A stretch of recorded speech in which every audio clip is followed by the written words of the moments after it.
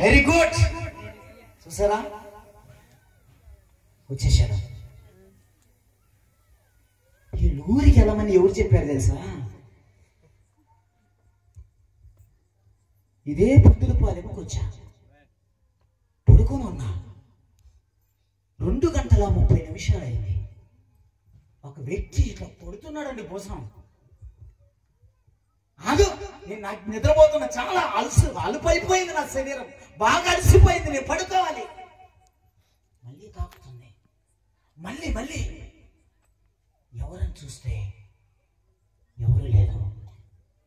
అప్పుడు ఒక శబ్దం నాకు వినపడుతుంది, నీవు అడిగి పాలెం వెళ్ళు.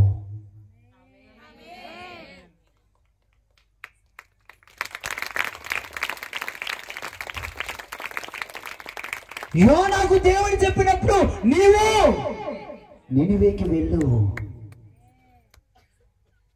నేను ఎప్పుడెప్పుడా ఆరవుతుందా అని ఎదురు చూసి వెంటనే స్నానం చేసి రెడీ అయిపోయి వెంటనే వెళ్ళిపోయా. దేవుడు నాకు చెప్పిన మాట ఏంటో తెలుసా? నీవు ఆ ఊరిలోనికి ప్రవేశించినప్పుడు నీ చెవులకి ఒక అద్భుతమైన కార్యం, ఒకరోజు నీవు అదే అడవి పాలెములో ప్రార్థించినప్పుడు నేను జరిగించాను, ఇప్పుడు నువ్వు వినబోతున్నావు అన్నాడు. ఇప్పుడు కన్నులారా నువ్వు చూడబోతున్నావు అన్నాడండి. ఏంది ప్రభు? అనౌన్స్మెంట్ చేశా, ముందు అడవి పాలెములో ఒక్కరు కూడా ఎక్కడికి వెళ్ళదు, అందరూ ఆగండి. ఆగిపోయారు. అప్పుడు ఇంటికి వెళ్తే నాకు దేవుడు చెప్పినది గుర్తు చేసి ఇంటిలోనికి ప్రవేశించాను ప్రభు.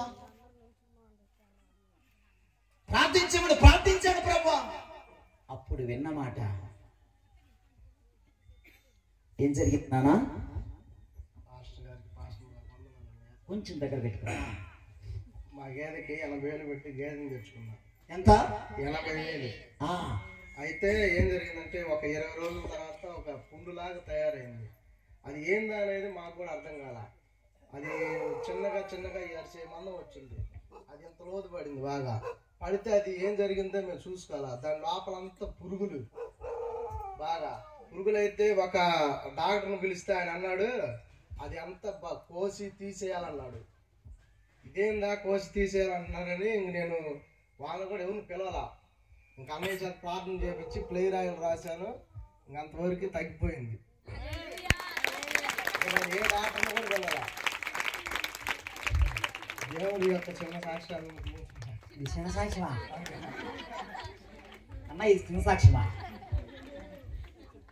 80,000 పెట్టి బర్రెను కొంటే బర్రెకి పురుగులు పడిపోతే డాక్టరే లేకున్నా కొబ్బరి నూనెతో బాగా అయిపోతే చిన్న సాక్ష్యమా?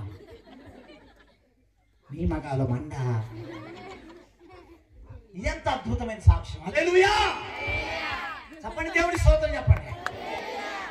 లైవ్ లో వీక్షించే వారులారా, శ్యాంబాబు ఏమన్నా నువ్వు ఇలా చెప్పు దొంగ సాక్ష్యాలు చెప్పించున్నా? లేదండి, ఇది జరిగింది.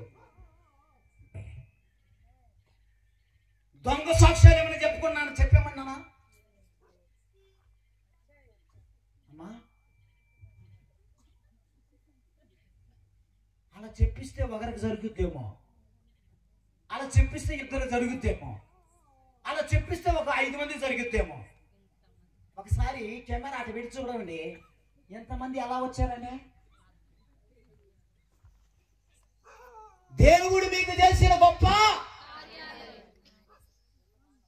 కేసీఆర్ ఉందమ్మా ఇక్కడ, అడవిపాలెం కేసీఆర్ రాకేజమ్మా. నువ్వు పరిగెత్తుకుంటా రావగలి, నెమ్మది కదా. అన్నను కూడా రమ్మని చెప్పు.